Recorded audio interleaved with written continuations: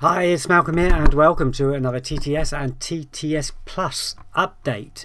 So I'm going to show you on both pieces of software the update that we've done, and I'm going to show you how you could have made nearly 16 points just this month following this new update. Okay, so let's start with what we're calling the Arrows update. So if we have a look at TTS, in fact that's probably the best place to go to first, the color coded version. And you see here there's a new column which shows these arrows, and 1, 2, 1, 0, 2, 1, 1, and it goes on. Now what this actually boils down to is another new feature I'd put into TTS and TTS Plus called the price charts. Now the price charts, they follow the prices of each selection during the day at certain times. So you see here we've got the base price, which is taken at about 6 AM in the morning, and then several times during the day we'll take another quick shot of the price and show an arrow showing the movement up and down, and then we come up with a score at the end of it. And the 3 arrows is basically between the 6 AM and 10 AM price. We're looking for runners that have actually dropped 3 times, or in this case 3 arrows, between those times. Now in this particular case we haven't got one, we've got 2s. 2s are pretty good as well, but what most people go for is 3s. So let's just try another price chart.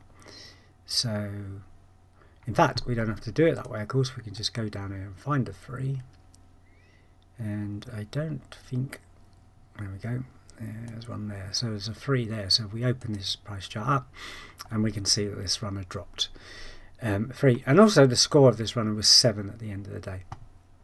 So what you are actually seeing is the price, the number of arrows, green arrows, so in this case 3, and the amount of price it dropped by. So basically it dropped from 2.26 to 1.83, which is about 0.43 of a point.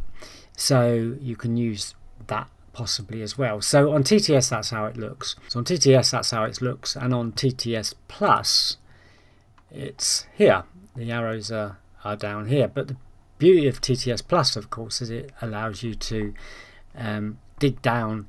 It allows you to go back in time, that kind of thing. Now we don't have a lot of stats on the arrows at the moment, so you can't go back too far. In fact, basically this month, in fact basically a few days, so we haven't got a lot to go on at the moment.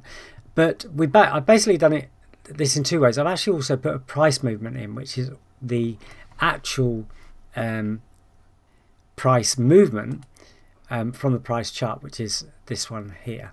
So at 3 minutes before the off, we actually create this number. In fact, that number is created all the way through the day. So at each time, that number will change based on the movements in price. So whenever you look at this race until 3 minutes before the off, you will get a variation in these numbers on the price movement. But what I've done is I've put the arrows into the feature list, so we can now say let's just select 3 arrow selections. These will be available about 10 past 10 in the morning, just after the 10 AM prices are gathered, and you can go down and you can see that it shows you, and also the price movements will be updating during the day, as I've always said. And I've also done a price movement filter, so you can say, well, I only want to be on price movement runners that have had at least 5 price movements. So you could do that, and you could stick to that. So that will drop down your selections, obviously. Profit and loss wise, it actually makes it worse. So let me show you that. Oh, actually, if we go to place, the other thing is we're placing most of these, we're not backing them. So we have a look at the place market, then you'd have made 5.82 points doing it that way. But if you didn't use the price movements, or even just use positive ones maybe, let's see what that does. Just takes a bit to load. So that would have given you 11.67 points.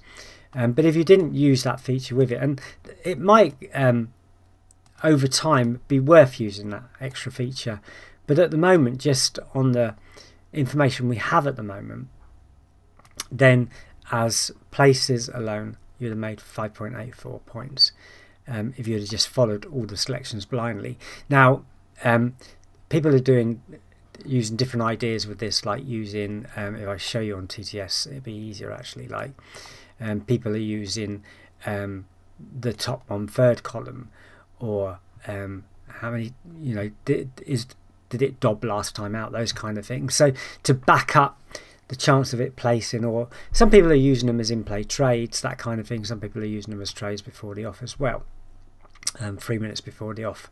If they're showing that they're doing well, then they're going to go in there and try and trade them for a few ticks. So there's a number of ways you can do this, but the place way seems to be a good way of doing it. So on TTS Plus, of course, we can actually use a bot to do it as well, because we create a bot link from the actual selection system, so we can do it that way as well. So that's the new upgrade. So we got the arrows and we got the price movement. Some people like the price movement, some people like the arrows, so it's up to you. The price movement will be updated during the day, as I said, and the actual final price movement comes in at 3 minutes before the off, when those prices come in, and then they're kind of sealed for the day, if you like. They won't move again after that. So if you're looking at these price movements before 3 minutes before the off on these particular races, so if we have a look at one, I don't know what time it is now, 15:46.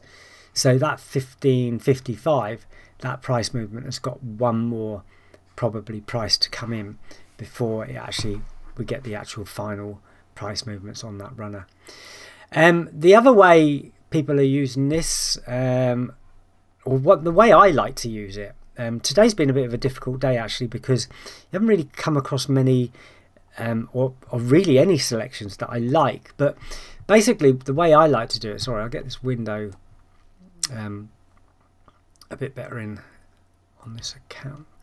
So I like to find 4-runner races where there's been some non-runners. The beauty of Betfair's place price, or Betfair's place system, is that they do not change the place payout depending on if there's non-runners or not.